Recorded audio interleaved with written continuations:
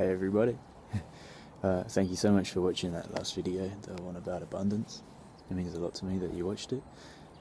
I hope you got something worthwhile from it. It took a lot of me listening to my own advice to actually get the guts to send that out. It wasn't easy or spontaneous, and so I'm very grateful for all the feedback that I received. It's more than I had imagined, so thank you. But now here I am making another one, and because it feels right. And I guess if one person finds this interesting or beneficial, then it was worth my time making it. Alright, so that last video, that's where I should be like, click here to see this, but I don't know how to do that. I'm sure you can find it. That last video was some info that my mum passed to me, and well, this time I want to pass on something interesting that my dad has told me. I'm so into passing on and collaborating info and sharing ideas, and especially when it's done in like a selfless way. It's the best. So this is something useful, simple, and it's highly effective. And again, it's for everyone. So thanks, Dad. And it's about listening to and understanding your body to prevent illness. Okay, so a little backstory. Since visiting an acupuncturist sometime last year, about a strain I had in my back, it really is a backstory. I became fascinated in how the heart works, both on a physical level and a metaphysical level. Acupuncture is not all about needles and suction cups. He spent half of the time with me, diagnosing me, just through listening to my pulse, my wrist, and my neck, and my eyes, and my head. He was able to hear various responses from the different organs in my body to see if there was a weakness anywhere leading to that strain in my back. And from that I learned that everything in your body is so intricately connected, and it's an incredible vehicle that you're in, and you're in charge of it too. So I think it's good to understand it a little bit better. So this is something that some athletes do to see if their body is finished recovering from a hard training session or not. But exactly the same thing can be done by the rest of us to warn ourselves if an illness is on its way, days before the first external signs appear, like a runny nose or a sore throat. And then that gives you time to take preventative action to stop the oncoming cold or the oncoming illness, whatever it is. I sound like a cold or flu medicine advert, don't I? But it's nothing for sale here. So this is all to do with listening and understanding your heart rate when your body is resting. As I'm sure you're aware, the heart is an incredibly highly tuned and sensitive organ, and we're always told to listen to our heart, aren't we? So here's another reason to. And don't worry, this isn't a video of me just going, follow your heart. No, this is about understanding your body better. But do always follow your heart.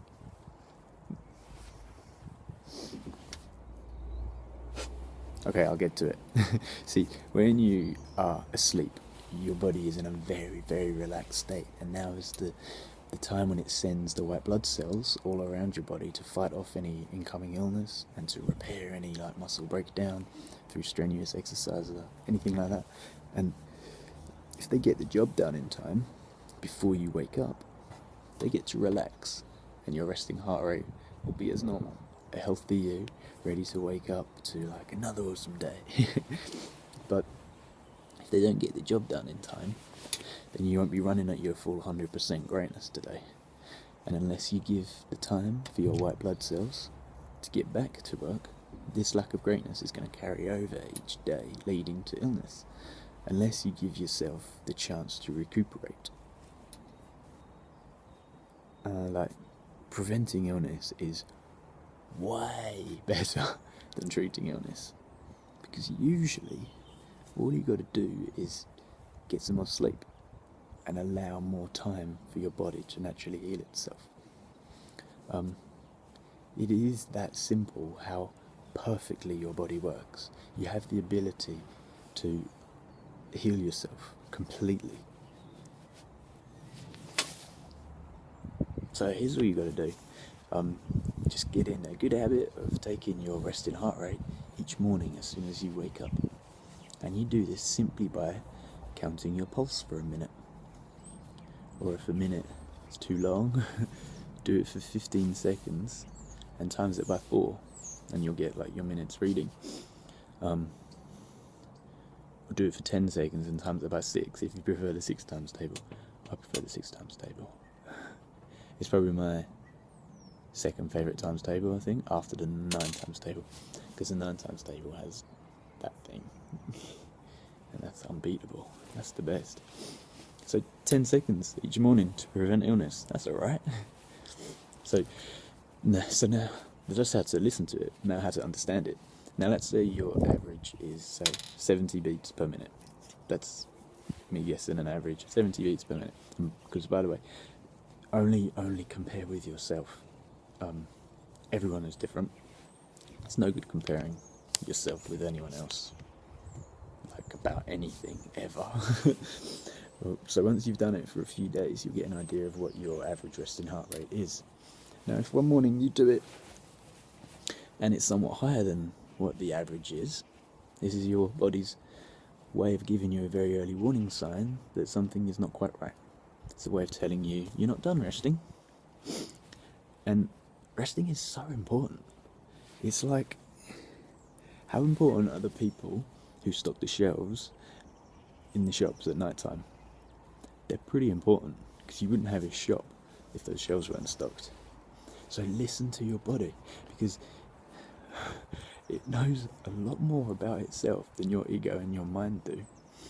And just take it easy for a day. Up the amount of water and fruit, you know what to do, get an early night, and get back to your greatness. So usually the easiest place is like here, with your fingers, here, or down from your thumb on the radial artery, and just count the beats whilst you're keeping an eye on the second hands. If you can count the beats and count the seconds in your head at the same time, then that's impressive. And that's all it is. It's simple.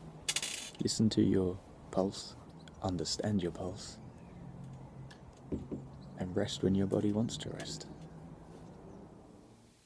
Oh, and if you want something a little more visual to help you do this, if you've got an iPhone, find Health, and then click on that, and go down to Vitals, and then in Vitals there's Heart Rate, and then in there, add data point. You can put in your beats per minute every day. So let's pretend 72, put that in, and you can put that in every day then, and keep track of it, and it will make a nice pretty graph, and yeah, just might make it a bit clearer.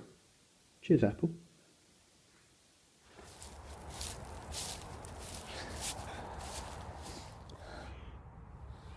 Hey, whilst I'm talking about listening to your pulse, I just want to mention something real quickly about meditation, which is something I wholeheartedly recommend you give some time to.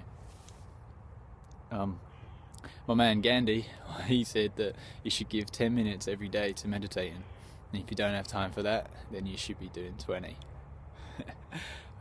So yeah, I just want to mention this if anyone's interested, is that listening to your heart is also a very effective way to get into a deep meditative state surprisingly quickly. Just lie down, sit very comfortably, take a few deep breaths, allow your body to know what you're doing, and then just do nothing but focus on the feeling of your heart pumping from inside you. You'll often hear people, when they're talking about meditation, saying to focus on your breath and your breathing, which completely works, by the way. I just personally, I feel anyway, that to get where I want to be a whole lot quicker, I get there by focusing my attention on my heart. I guess maybe because my heartbeat is something my ego has no control over, whereas breathing is something that you can easily control to some extent. I personally believe as well that whilst the entire body is sacred and everything about it is truly magnificent, the heart has something about it which is more than just pumping blood and oxygen all around your body. It has other somewhat subtle properties, something linked to like your instincts and joy and love, and I think we all know that it exists in there. There's something in there that is deeply and intimately connected to our true inner, not physical self. I don't know. Perhaps it's where our spirit lives. Woo. But anyway, back to the physical body. Just listen to your body and be your own doctor.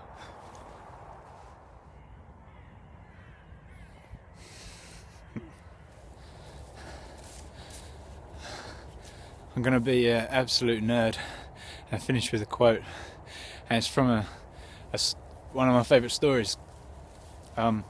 It's short, even I could deal with it.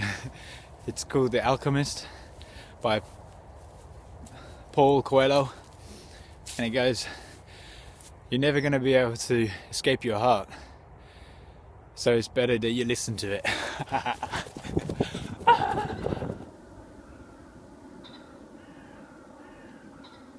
That's a nice sky.